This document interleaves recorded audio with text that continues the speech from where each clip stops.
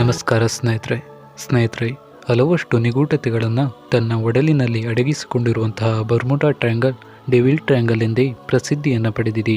ಈ ಬರ್ಮುಡಾ ಟ್ರಯಾಂಗಲ್ನ ಮೇಲೆ ಹಾದು ಹೋಗುವಂತಹ ವಿಮಾನಗಳು ಹಾಗೂ ಹಡಗುಗಳು ನಿಗೂಢವಾಗಿ ಕಣ್ಮರೆಯಾಗ್ತಾ ಇವೆ. ಇಲ್ಲಿ ನಡೆಯುತ್ತಿರುವಂತಹ ವಿಚಿತ್ರ ಘಟನೆ ಇಂದು ವಿಜ್ಞಾನ ಲೋಕಕ್ಕೆ ಒಂದು ಸವಾಲಾಗಿ ನಿಂತಿದೆ ಅಂತಾನೆ ಹೇಳಬಹುದು. ಏನಿದು ಈ ಬರ್ಮುಡಾ ಟ್ರಯಾಂಗಲ್? ಇಲ್ಲಿ ಹಾದು ಹೋಗುವಂತಹ ಹಡಗು ಮತ್ತು ವಿಮಾನಗಳೆಲ್ಲ ಯಾಕೆ ಕಣ್ಮರೆಯಾಗ್ತಾ ಇವೆ? ಇದಕ್ಕೆ ಕಾರಣವಾದರೂ ಏನು?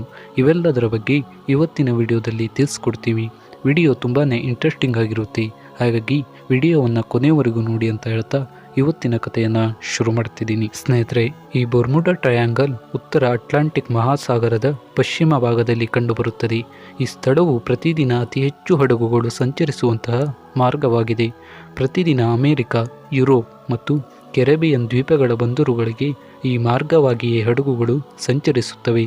ಇಲ್ಲಿ ಅನೇಕ ಪ್ರಯಾಣಿಕ ಹಡಗುಗಳು ಹಾಗೂ ಪ್ರವಾಸಿ ಹಡಗುಗಳು ಕೂಡ ಇಲ್ಲಿ ಪ್ರತಿನಿತ್ಯ ಹೆಚ್ಚಿನ ಸಂಖ್ಯೆಯಲ್ಲಿ ಫ್ಲೋರಿಡಾ ಮತ್ತು ಇಲ್ಲಿಯ ಸುತ್ತಮುತ್ತಲಿನ ದ್ವೀಪಗಳ ನಡುವೆ ಒಂದು ಕಡೆಯಿಂದ ಇನ್ನೊಂದು ಕಡೆಗೆ ಸಂಚರಿಸುತ್ತವೆ. ಉತ್ತರದ ಕಡೆಯಿಂದ ಫ್ಲೋರಿಡಾ, ಕೆರೆಬಿಯನ್ ಮತ್ತು ದಕ್ಷಿಣ ಅಮೆರಿಕದ ಕಡೆಗೆ ಪ್ರತಿನಿತ್ಯ ವಾಣಿಜ್ಯ ಮತ್ತು ಖಾಸಗಿ ವಿಮಾನಗಳು ಹೆಚ್ಚಿನ ಸಂಖ್ಯೆಯಲ್ಲಿ ಈ ಸ್ಥಳದಿಂದಲೇ ಹಾಯ್ದು ಹೋಗಬೇಕಾಗುತ್ತದೆ. ಇಲ್ಲಿ ಹಾಯ್ದು ಹೋದಂತಹ ಎಷ್ಟೋ ವಿಮಾನಗಳು ಹಾಗೂ ಹಡಗುಗಳು ನಿಗೂಢವಾಗಿ ಕಣ್ಮರೆಯಾಗುತ್ತಿದ್ದವು.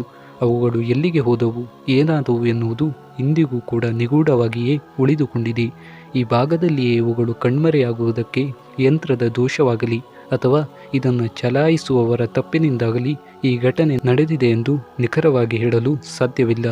ಇನ್ನು ಈ ಬರ್ಮುಡಾ ಟ್ರಯಾಂಗಲ್ನ ಬಗ್ಗೆ ಮೊದಲು ಅಷ್ಟೊಂದು ಮಾಹಿತಿಗಳು ಇರಲಿಲ್ಲ.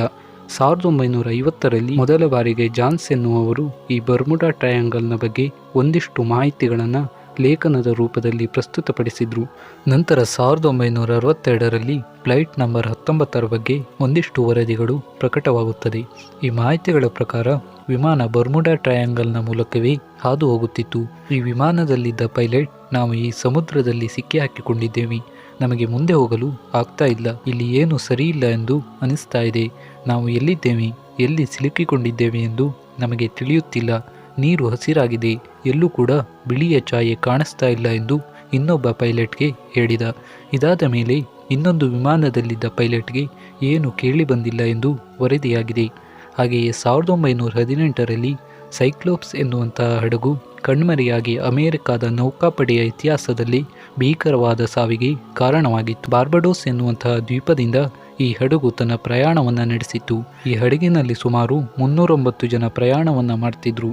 ಮಾರ್ಚ್ 4, 1918ರಲ್ಲಿ ಈ ಹಡಗು ಕಣ್ಮರೆಯಾಗಿತ್ತು. ಈ ಘಟನೆಯ ಕುರಿತಾದ ಯಾವುದೇ ಸೂಕ್ತ ಆಧಾರಗಳಿಲ್ಲದಿದ್ದರೂ ಕೂಡ ಬಹಳಷ್ಟು ಜನ ತಮ್ಮದೇ ವಾದವನ್ನು ಮಂಡಿಸಿದ್ದಾರೆ.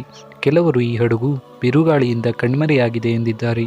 ಕೆಲವರು ಹಡಗು ಮಗಚಿಕೊಂಡಿದ್ದರಿಂದ ಈ ಘಟನೆ ನಡೆದಿರಬಹುದು ಎಂದಿದ್ದಾರೆ.